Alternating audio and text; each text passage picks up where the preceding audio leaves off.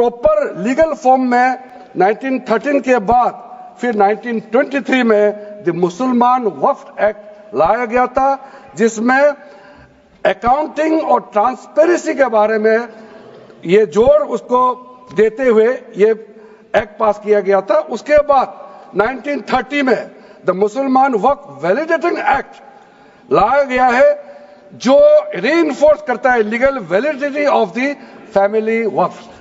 परिवार में जो वक्फ होता है उसको जोड़ देते हुए ये बिल लाया गया है। उसके बाद आजादी के बाद 1954 में 1954 में वक्फ एक्ट पहली बार आजाद भारत का एक्ट बनी और उस समय स्टेट वक्फ बोर्ड का भी प्रावधान उसी 1954 एक्ट में प्रावधान किया गया था। उस समय से लेकर के कई संशोधन के साथ में 1995 में व्यापक रूप से ये वक्फ एक्ट बनी है। तो उस समय किसी ने नहीं कहा कि ये एक्ट अनकॉन्स्टिट्यूशनल है, किसी ने नहीं कहा उस समय ये अनलॉफुल है। आज जब हम उसी बिल को सुधार के ला रहे हैं, तब आपको ये अनकॉन्स्टिट्यूशनल अनलॉफुल का ये शब्द इस्तेमाल करने का आपको ये नौबत कैसे आया, ये सोच क्यों आया? अगर आप सच्चे दिल से सोचते और मन साफ होते तो आप तर्क पे जाते। इस संशोधन बिल में जो जो तर्क है आप उसमें बात कीजिए, आप उसको छोड़ के जो कोई लेना देना नहीं है बिल में, उसका बात आप लेकर के लोगों को गुमराह करने का, बरगलाने का काम जो किया है, उसको मैं शुरू में साफ करना चाहता हूं।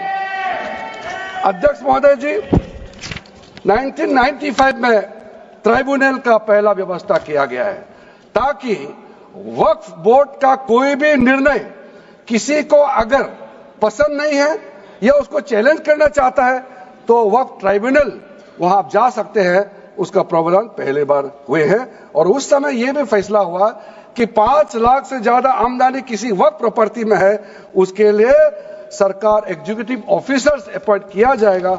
ये भी 1995 में शुरुआत की है। अध्यक्ष महोदय जी, ये आज एक ट्रिगर पॉइंट क्यों हुआ है?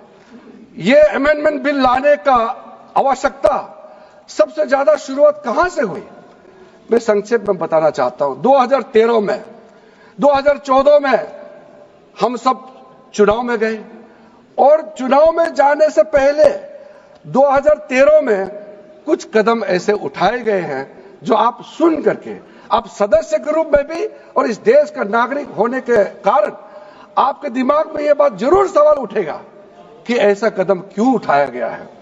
सर, 2013 में पहला यह बदलाव हुआ कि इस देश में कोई भी आदमी, कोई भी इंसान, चाहे वो हिंदू हो, मुसलमान हो, सिख हो, ईसाई हो, पारसी हो, बौद्ध हो, जैन हो, वक्फ क्रिएट कर सकता है।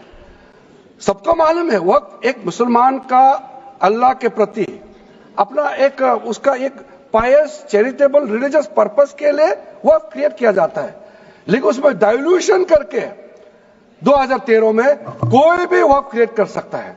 यह प्रावधान सबसे पहले उस समय की यूपीए सरकार ने किया है। दूसरा, आपने सारा वक्फ को स्पेसिफिक कर दिया कि शिया बोर्ड में शिया ही रहेंगे, सुन्नी बोर्ड में सिर्फ सुन्नी ही रहेंगे और कोई भी बोर्ड हो सिर्फ उनके लोग ही रहेंगे, बाकी कोई उसमें आ नहीं सकता है। ऐसा आपने प्रावधान किया। तीसरा, 2008, सर आप शांति से सुनने के बाद आप जो भी पूछेंगे हमारा रिप्लाई तो आएंगे ही। सर, डिबेट का आखिरी में है, मेरा फिर से रिप्लाई होगा।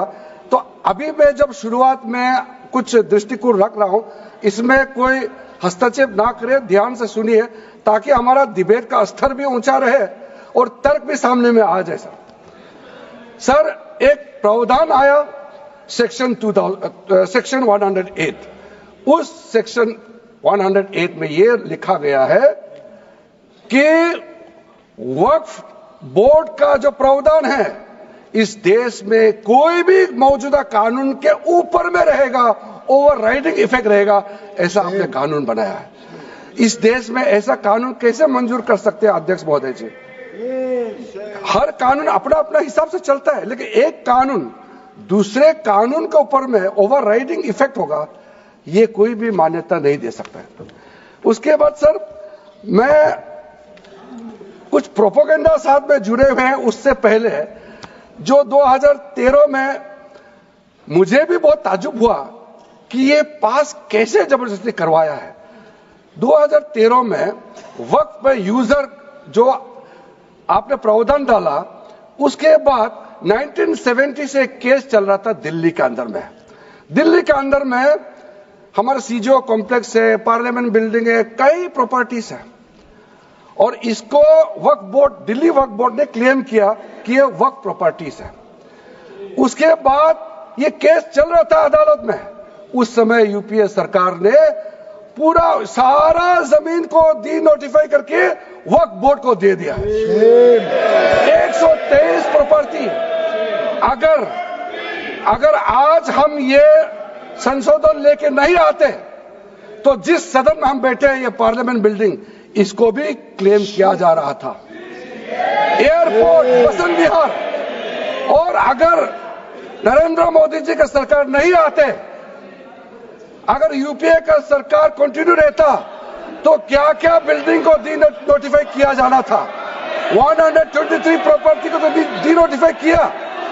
मैं रिकॉर्ड में कह रहा हूं, अपने मन से कुछ नहीं कह रहा हूं, मैं ऑफिशियल रिकॉर्ड का बात बता रहा हूं। अध्यक्ष महोदय, आप काहे को उछल रहे हो? मैं अपने से थोड़ी बोल रहा हूं, जो हकीकत बात को बता रहा हूं। आप आराम से बैठ के सुनिए। आपके दल को और आपको सबको बोलने का मौका मिलेगा। माननीय मंत्री जी,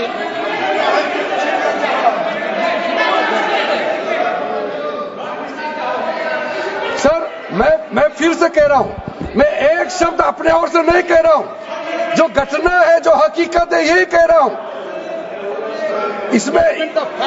इनको इसमें इतना उछालने का, उत्तेजित होने का कोई मतलब ही नहीं है सर। अध्यक्ष महोदय,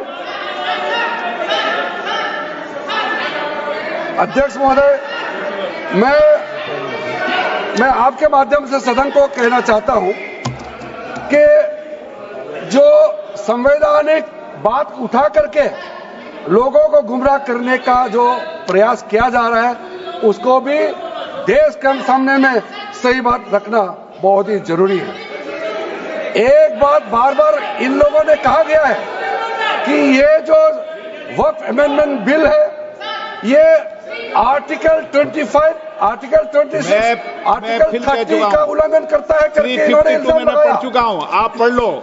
कभी भी डिबेट के बीच में पॉइंट ऑफ ऑर्डर नहीं होता है। व्यवस्था दे दी है, पठवाना कभी। माननीय मंत्री जी बोलिए। अध्यक्ष महोदय, दूसरा विषय इन्होंने समानता का बात उठाया। आर्टिकल 14 का इक्वालिटी को लेकर के उन्होंने सवाल उठाया, उसका भी मैं जवाब देना चाहता हूं। अध्यक्ष महोदय, ये कोई तरीका नहीं है।